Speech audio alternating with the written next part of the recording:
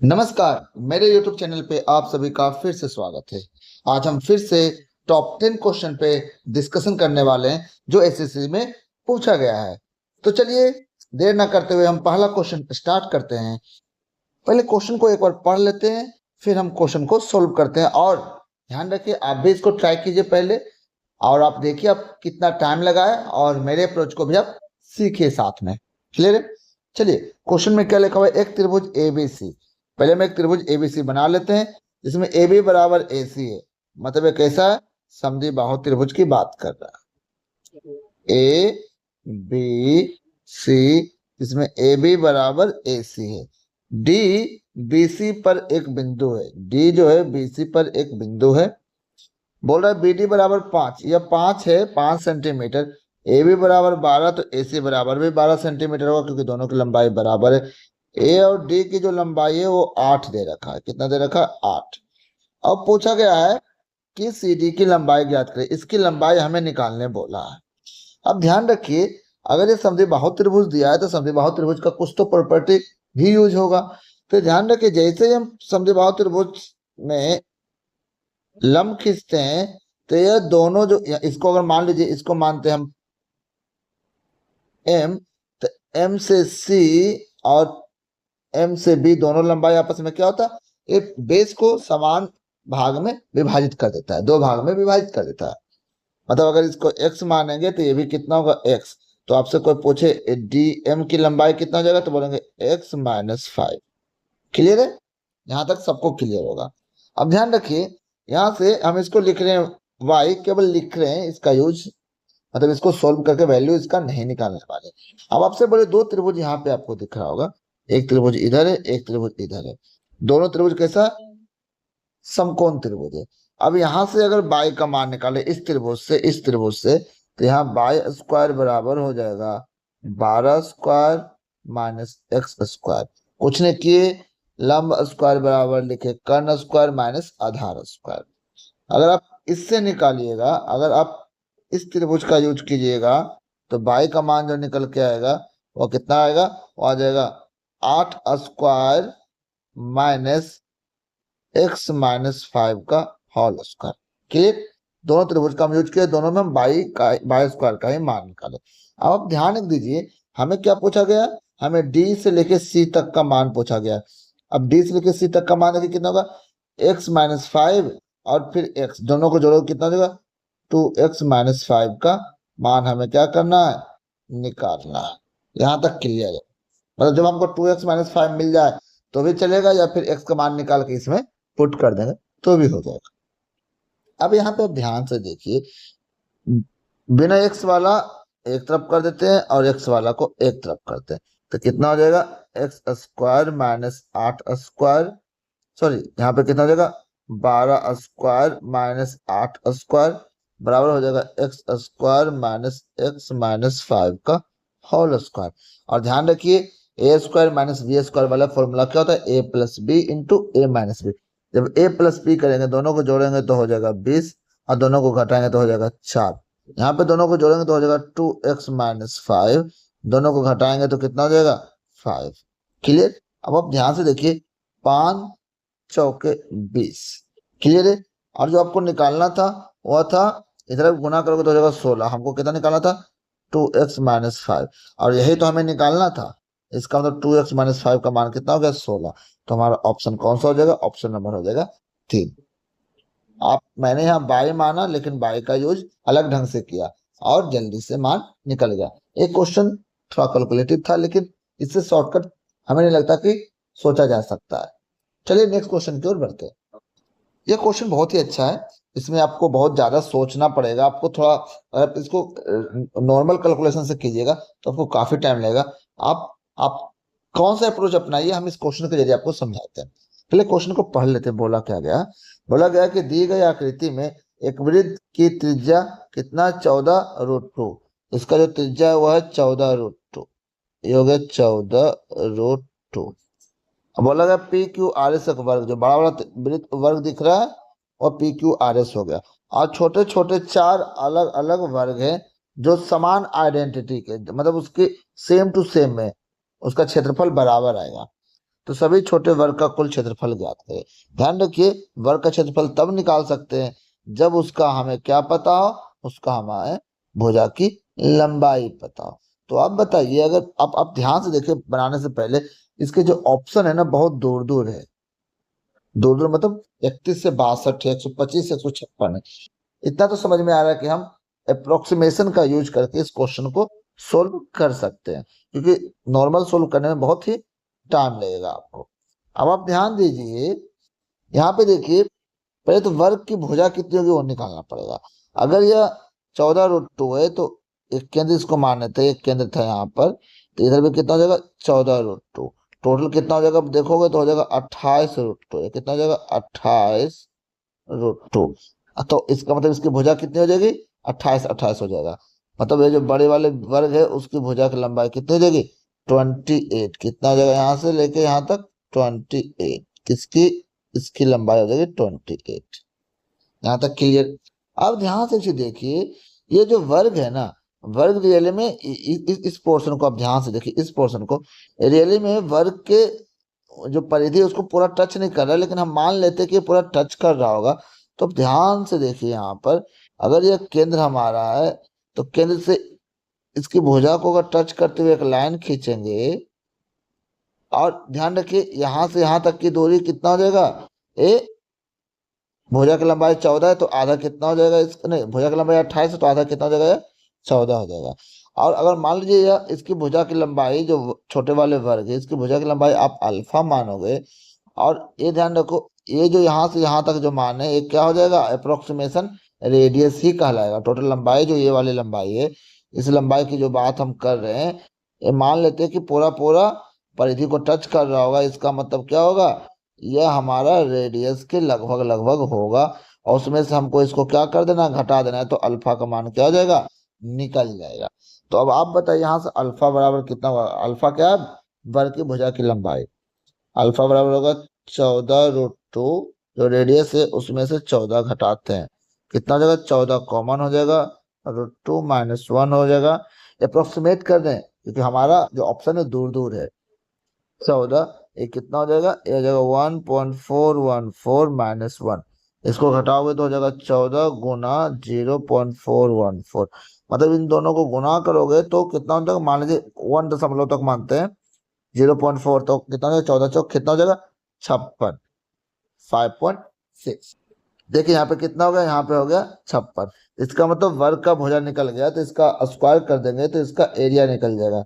तो 5.6 का स्क्वायर करेंगे तो कितना हो जाएगा। अब 56 का स्क्वायर करने भी आपको आना चाहिए। देखिए कैसे करते हैं हम, आपको क्या करना पड़ेगा, पहले 6 का स्क्वायर कीजिए, 6 का स्क्वायर कीजिएगा कितना हो जाएगा, 36।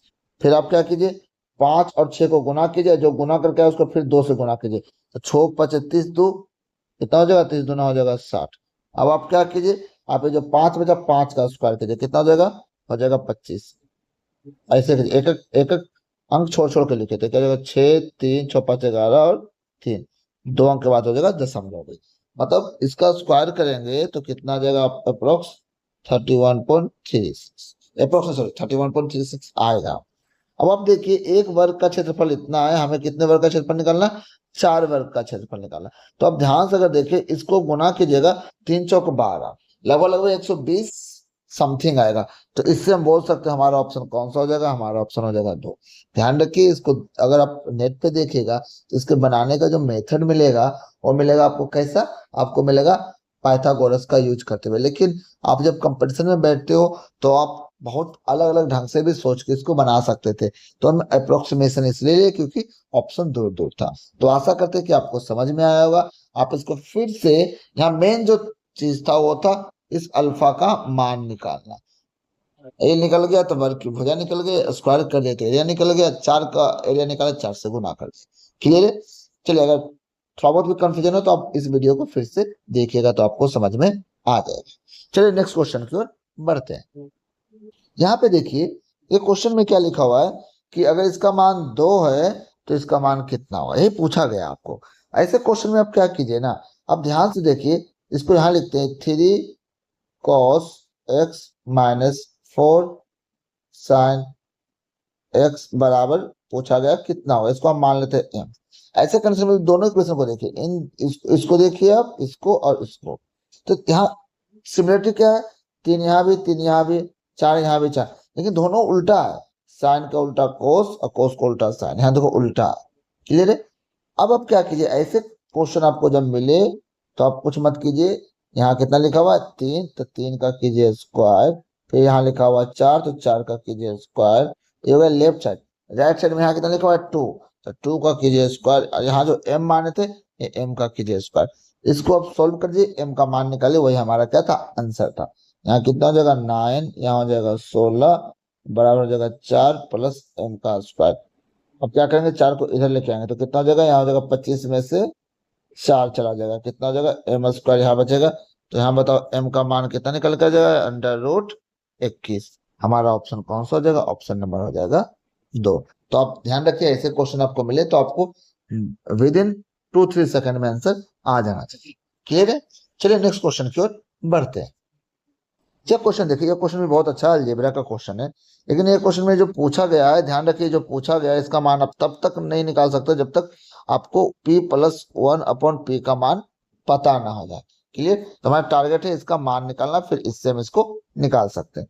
अब जो डेटा दिया यहाँ ध्यान दीजिए, क्या लिखा हुआ p/4, यहाँ माइनस है तो इधर आ जाएगा, क्या हो जाएगा प्लस, तो +1/p/4 बराबर कितना हो जाएगा 4354।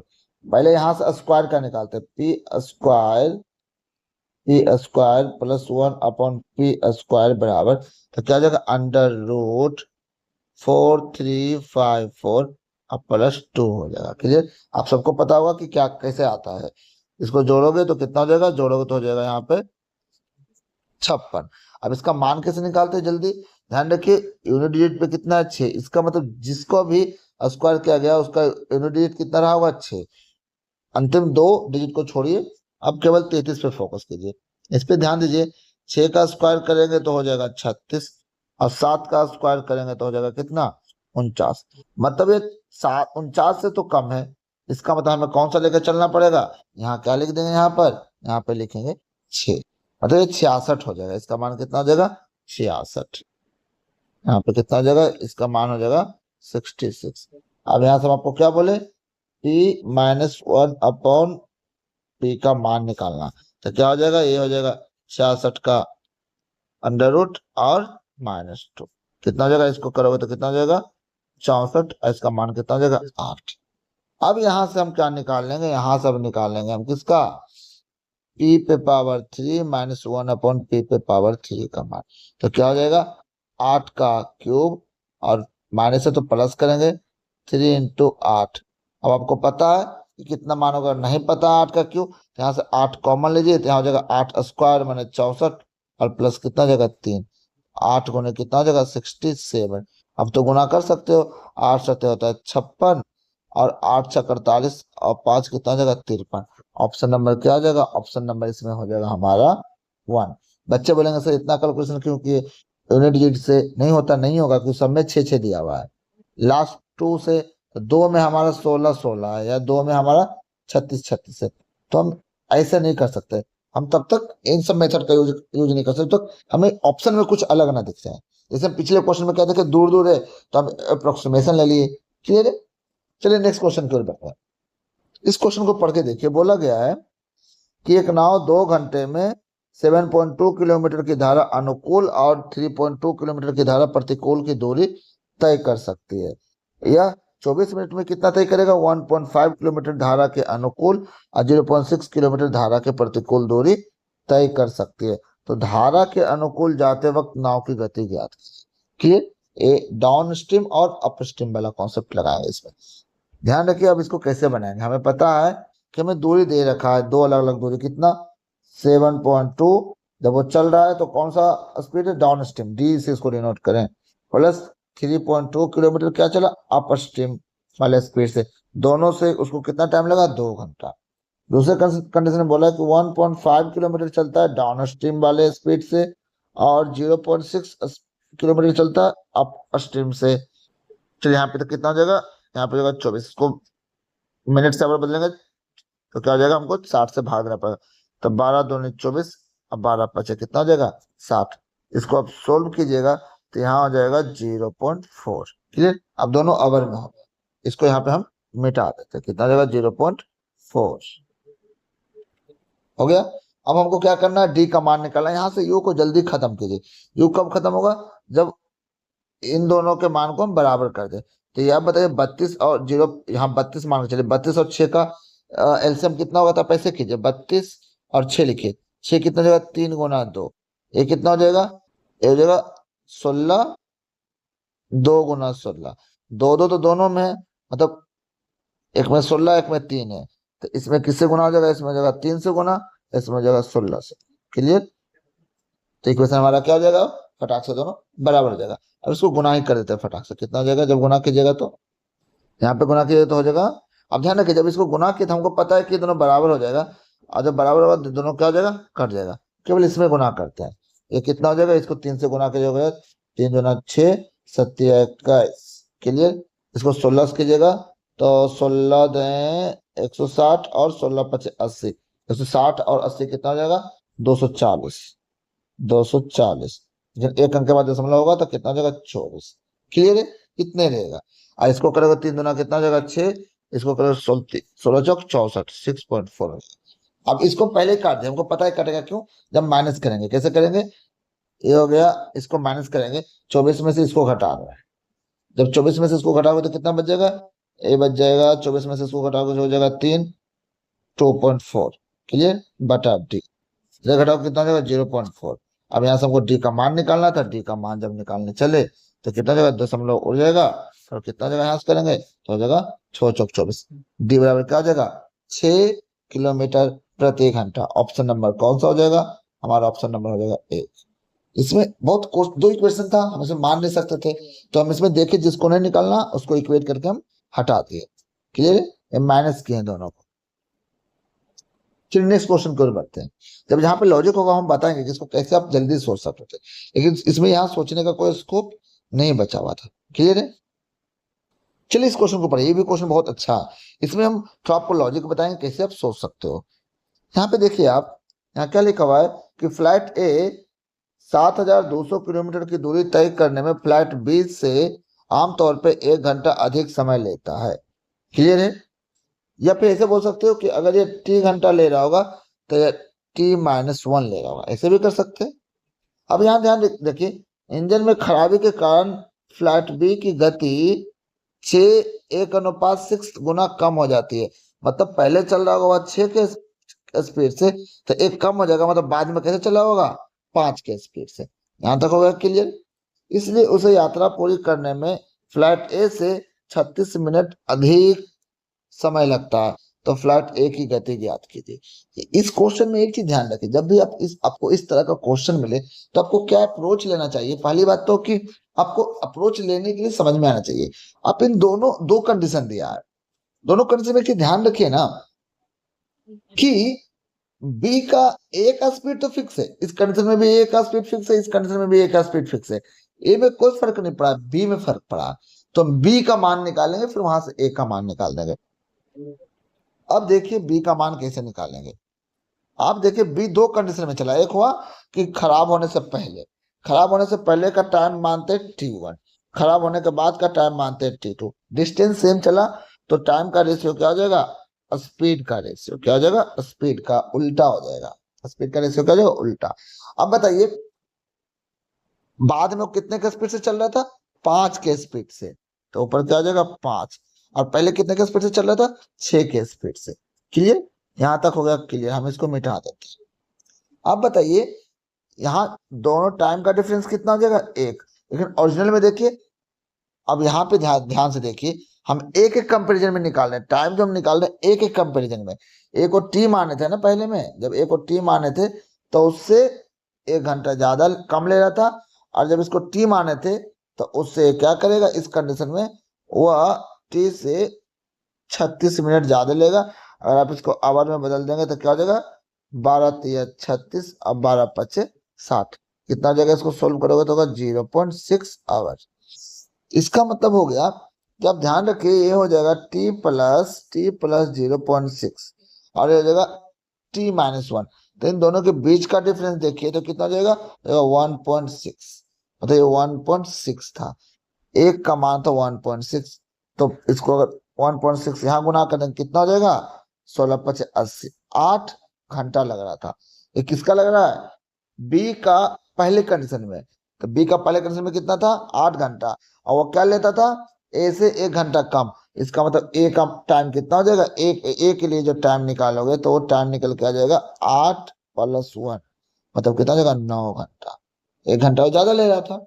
अब बताइए इसका टाइम पता चल गया, टोटल दूरी कितना है, 7200, 7200। अब हमको टाइम पता है, 9 से भागा देंगे क्या हो जाएगा, 9×8 = 72, 800 किलोमीटर प्रति घंटा। क्लियर है।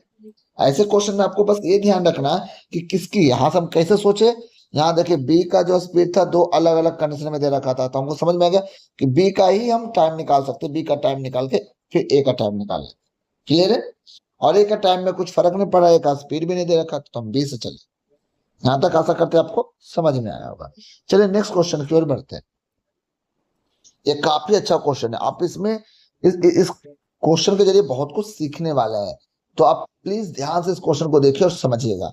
बोला क्या गया है इस क्वेश्चन में, क्वेश्चन में बोला गया कि यदि 200 को एक धनात्मक पूर्णांक x से विभाजित किया जाए, मतलब 200 में भागा दिया गया किससे, x से, तो बोला गया शेषफल कितना बचता है, 8, लेकिन भागफल कितना नहीं, तो हम उसको हम m मान लेते हैं। तो x के कितने मान संभव है ये पूछ रहा है आपको। सिंपल सा बात पूछा जाए, यहाँ लिख सकते हैं 200 बराबर क्या लिख सकते हैं, भाज्य बराबर भाजक गुने भागफल प्लस शेष होता है, अब +8 यही होगा। अब आप सोचिए इस 8 को इधर लेके आइए, 8 को इधर लेके आइए, कितना होगा, 192 बराबर x इंटू एम। मतलब 192 को दो कितने भागों में बांटा जा सकता है, कितने भागों में और आगे तक हम इसको बांट सकते हैं, और उसी में से एक x का मान हो जाएगा, एक m का मान हो जाएगा। क्लियर है। तो इसको दो दो भाग में हम दो गुणनखंड करके कितने गुणनखंड कर सकते हैं, मतलब इसका कितना फैक्टर हो सकता है वो हमको पता करना पड़ेगा। तो फैक्टर कैसे निकालते हैं, 192 का फैक्टर निकालना है, तो आप ये देखिए किससे कट सकता है। अब देखिए कट रहा है 9×3 = 12, 4 से कट रहा है, 4 से भी कटे तो 12 से कट रहा है, पहले 12 से लगा लेते हैं। तो इसको 12 से यहाँ कीजिए तो ये कितना हो जाएगा, 12×1 = 12, और यहाँ पे हो जाएगा 7, 12×6 = 72। फिर ये मतलब ये कितना हो जाएगा, 4×3, जल्दी करने के लिए बता रहे हैं, दरवाजे इसको बच्चा की तरह करोगे तो भी हो जाएगा, 2 पर पावर कितना हो जाएगा, 4, यहाँ पे 2 पर पावर कितना हो जाएगा, 2×3×2 पर पावर 4, मतलब इसको तोड़िएगा ना, 192 को करेंगे तो कितना हो जाएगा, 2 पर पावर 6 गुने 3 पर पावर 1। तो टोटल नंबर ऑफ फैक्टर कैसे निकालते हैं, एक बढ़ा देते हैं इसमें, इसके पावर में, इसके पावर में भी एक बढ़ा देंगे, कितना हो जाएगा टोटल, 7×2 हो जाएगा 14। इसके 14 फैक्टर तो होंगे इतना पता है, किससे भागे थे, एक्स से। तो ये ध्यान रखिए जो एक्स का मान होगा वो हमेशा और हमेशा 8 से बड़ा होगा, क्योंकि जिससे भागा दे रहे थे वो शेषफल से तो बड़ा होना चाहिए। तो हमें उन संख्या को भी बारे में सोचना है जो 8 से छोटा था, उन सबको हटा देना है, और वही हमारा क्या हो जाएगा, उसमें 14 में घटा देना। तो बताइए कौन कौन संख्या, एक से स्टार्ट करते हैं। 8 से छोटी कौन कौन सी संख्या होगी जिससे 192 में भाग लग जाएगा, 1 से लगेगा, लगेगा 2 से, 2 से लगेगा 3 से, देखिए जोड़िए तो 9×3 = 12, 3 से लगेगा, 4 से, तो दो डिजिट को देखिए, 4×2 = 8, 4 से भी लगेगा, 5 से नहीं लगेगा, 6 से, 3 और 2 से लगा तो 6 से भी लगेगा, 7 से, 7×2 = 14 हो जाएगा, और 5 नहीं लगेगा, 8 से, 8 से भी लगेगा, कि जब 4 और 2 लग गया तो 8 से भी लग जाएगा। मतलब इतने संख्या है जिससे हमें चेक, जो एक्स का वैल्यू नहीं हो सकता, क्योंकि एक्स का मान हमेशा और हमेशा 8 से बड़ा होना चाहिए। तो 8 से छोटे जितने, 8 और 8 से छोटे जितने थे उसको मैंने निकाल लिया, कितने हो गए, टोटल कितने नंबर है यहाँ पे, 6, लेकिन होना कितने चाहिए थे, टोटल 14। तो 14 में से 6 को क्या कर देंगे, घटा देंगे, कितना हो जाएगा, 8। हमारा आंसर कितना हो जाएगा, ऑप्शन नंबर 1। कोई बच्चा पूछे कि ये क्यों घटा है, तो इसको हम आंसर मेरा मिल गया, अब इसको समझा देते थोड़ा सा ताकि आपको कोई दिक्कत नहीं। क्लियर है। आप देखिए यहाँ पे 8 से छोटा वाला को हम क्यों काटे, मतलब 14 कहाँ से है वो भी आपको समझा देते हैं। 192 बोले ना, 192। आप बताइए जब इसको दो फैक्टर में तोड़, हम समझा रहे हैं केवल, इसका यूज अब नहीं करेंगे, बस आंसर आ चुका है। एक लिखेंगे तो दूसरे तरफ कितना हो जाएगा, 192 हो जाएगा। अगर एक तरफ 2 लिखेंगे तो दूसरी तरफ कितना हो जाएगा, दूसरी तरफ आपका हो जाएगा 9 दूना 18 और 6 दूना 12। फिर 3 से करोगे तो कितना आ जाएगा? 3 से करोगे 18 और 3 चौक 12। फिर 4 से करोगे कितना हो जाएगा यहाँ पे? 4 चौक 16 और 8 चौक 32। फिर 5 से लगेगा, 6 से लगेगा, जरूर लगेगा। 6 तिया 18, 6 दूना 12। फिर 7 से लगेगा नहीं होगा, 8 से होगा तो 8 कितना हो जाएगा? 8 से करोगे तो 8 दूनी 16 और 8 चौके 32। 9 से भी नहीं लगेगा, 10 से भी नहीं लगेगा, 11 से लगेगा, 11 से भी नहीं लगेगा, 12 से लगेगा। तो 12 से कितना हो जाएगा? 12 कम 12, अब 12 छक 72। 13 से लगेगा, 13 से लगेगा, अब देख 13 कम 13 और यहाँ पे बच गया 14, नहीं लगेगा। 14 से 14। अब ध्यान रखिए एक चीज, हम इसको कहाँ तक चेक करेंगे? 13 होने हो गया, 14, 15। अब देखिए एक चीज ध्यान रखिए, इसका वर्गमूल निकालिए तो इसका वर्गमूल कितना होगा? 14 से कम होगा। क्या होगा? 14 से कम होगा, कि 14 का कितना होता है? 14 का ही हो जाता है 196। तो 196 से कम है, इसका मतलब 14 से कम होगा। तो हम जो भी संख्या चेक करेंगे वो 14 से कम तक ही चेक करेंगे। 13 तक चेक कर लिए, खत्म हो गया। अब आप ध्यान दीजिए कितना नंबर आया? 1 2 3 4 5 6 7 8 9 10 11 12 13 14। यही 14 संख्या हम कहाँ से निकाले थे? तो हम इसको क्या लिखे थे? 2 पर पावर 6 इंटू 3 पर पावर 1।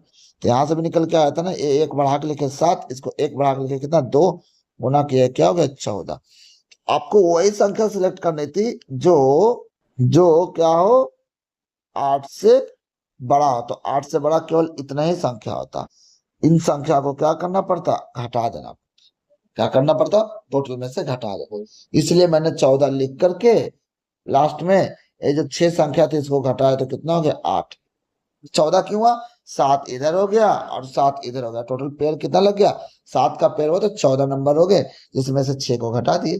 क्लियर? 6 को क्यों घटाया? क्योंकि जिससे भागा दे रहे वह शेषफल से हमेशा बड़ा होना चाहिए। तो 12 से भागा देंगे तो शेषफल से बड़ा होगा सब, और 1 से लेकर 8 तक शेषफल से छोटा होता है, इसलिए इसको हटा दें। चलिए नेक्स्ट क्वेश्चन की ओर बढ़ते हैं। ये क्वेश्चन देखिए, बोला क्या गया है कि दो संख्याओं का एचसीएफ उसके एलसीएम के 20वां भाग है। यदि उनमें से एक संख्या 96 है तो एलसीएम तथा एलसीएम और एचसीएफ का अंतर 456 है, तो दूसरी संख्या ज्ञात है। सबसे पहले तो इसमें एचसीएफ एग्जैक्ट नहीं दिया है, केवल एक संख्या एग्जैक्ट दिया है और कुछ इसमें एग्जैक्ट नहीं दिया है, तो अब कैसे अप्रोच लगाइएगा? आप देखिए एचसीएफ और एलसीएम के बीच का एक वैल्यू दिया हुआ, बोला कि एचसीएफ होगा एलसीएम का 20वां भाग, माने 20 होगा तो ये 1 होगा। यहां तक में कोई दिक्कत नहीं। अब बोला गया दोनों का अंतर दे दिया गया, अंतर दोनों का ऐसे देखो तो कितना होगा? अंतर 19।